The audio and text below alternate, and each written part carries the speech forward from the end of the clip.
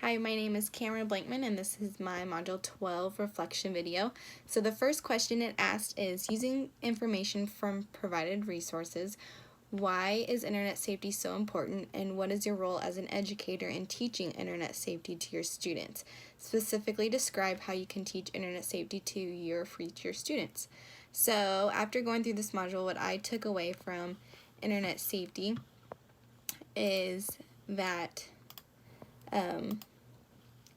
internet safety is so important, not only in today's society but in general overall.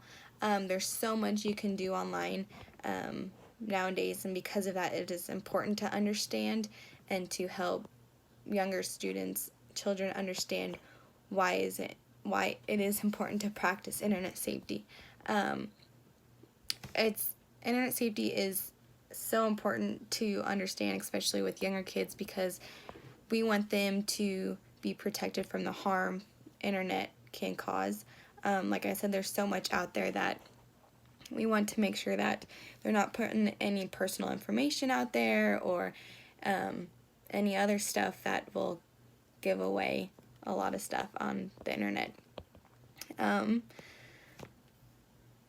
As educators, our role is to equip our students with the skills they need to keep themselves safe on the internet, so they can experience the internet in a positive and responsible way. So as educators, it is our responsibility in a way to help enforce and teach good practice on the internet.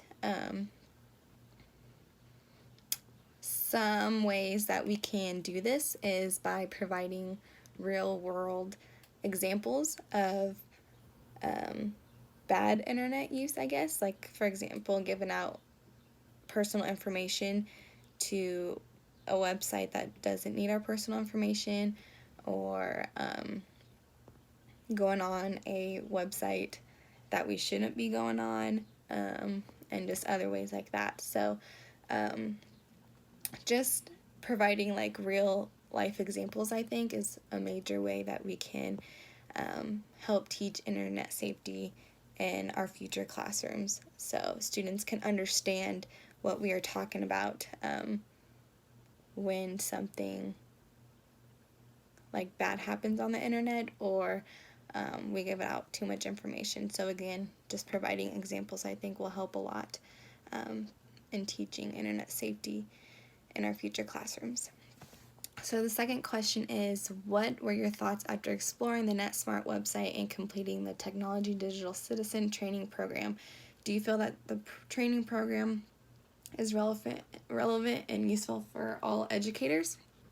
So since we were unable to complete the quiz, we were asked to go through the PowerPoint trainings under resources and share which one we chose and one thing we took from that training. So I just got switched to long-term teaching, 3rd grade in the fall, so I'm really excited. I went from 6th grade to 3rd grade, but I'm so excited for it.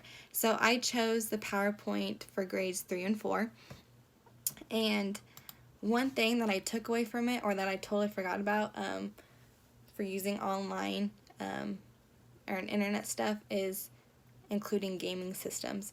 So I think it's important that students understand that you can give out a lot of information from a gaming system like a Wii or PlayStation or Xbox that other people can access. So I think that was one thing I totally forgot and that I took away from this PowerPoint, was to make sure that students understand that internet is like all around us, and that information can be given out in many different ways and forms, and it is important to teach them and make them understand how we can protect ourselves and still enjoy the internet. So that is what I took away from the website, as well as there's so many different videos and topics that you can have access to, and that give you different ways to share internet safety and examples. So I really enjoyed this website, and I can see myself using this PowerPoint, especially when going over internet safety in the fall and stuff like that. So after you have, reflect on the main points described in the youth safety article by Ferrix, Sodwick, and Valensor, and describe what useful information you were able to take away from the article. So there was so much useful information from this article, but throughout everything, the main points and all that, what I took away from cyberbullying, that section was ways to prevent and coping strategies. I thought this was really cool thing to like help enforce and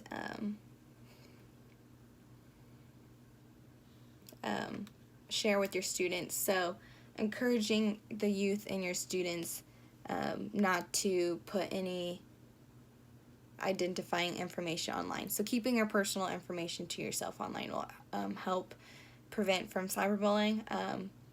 Also, switching online user accounts if harassment begins. So if you are someone who is experiencing harassment online, switch or delete everything and just kind of start from scratch. So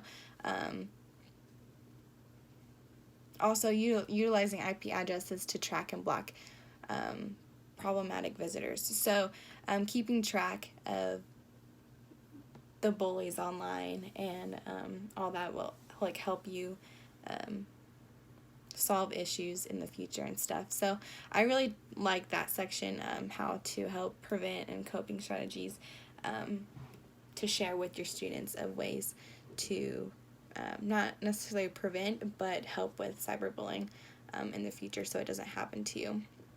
The next one was sexual solicitation. So one thing I took away from this section was that ways that us adult figures can help the youth with this. So how we can play a more active role in protecting children from such encounters. So it would be useful to have more like filtering and firewall technologies that can be effective and help protect the youth from this. So just more parent involvement, I think, especially when you're at the younger age and you have like things like Facebook and Instagram and Snapchat and all those other stuff. Just more parent involvement, and so things like this doesn't happen in a way, I guess. So just having the adult figure like involved in everything that I think help. So that's one thing I took away from that. The next thing was parent and community involvement. So one thing I took from this section and that I didn't really know was that, or I guess think of and interpret, was that children and teens actually lean more on their parents and community to educate them on internet safety. So this is one thing that like I kind of knew, but I didn't actually like think of. So by helping students and the youth learn more about internet safety is by having the parents and other adult figures in everyone's lives learn more and educate more on a higher level about internet safety and how we can help teens and youth, since they rely heavily so much on their parents and adult figures to teach them about internet safety and things to do, like what's good and what's bad and what not to do and stuff. So the last one was intergenerational gaps and attitudes towards internet safety issues. So this one was kind of really interesting because I kind of can relate to this, I guess. So one thing I took away from it was that youth can help educate their parents on the resources and websites available online, which can then help adults better supervise and facilitate their safety.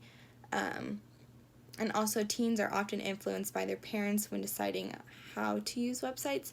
So that when I was younger, I was only allowed to have Facebook as a freshman in high school. We weren't allowed to have any social media before then, but we only got it because of like classroom stuff, and our drill team had a Facebook page, and that's where she had all of our like practices times and all that information in that page. So that's why we were only allowed to have Facebook. And our parents kind of taught us how to do everything, but nowadays you see other things like Snapchat and Instagram, and I kind of taught my mom how to use those things, and still am teaching her how to use those things.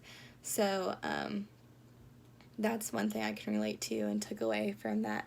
Youth can help educate parents on like how to use different websites and apps, I guess, and then they can help monitor the youth later on by understanding the new ways or new apps and social media and stuff. So those are some things that I took away from this article. So this is my Module 12 reflection video.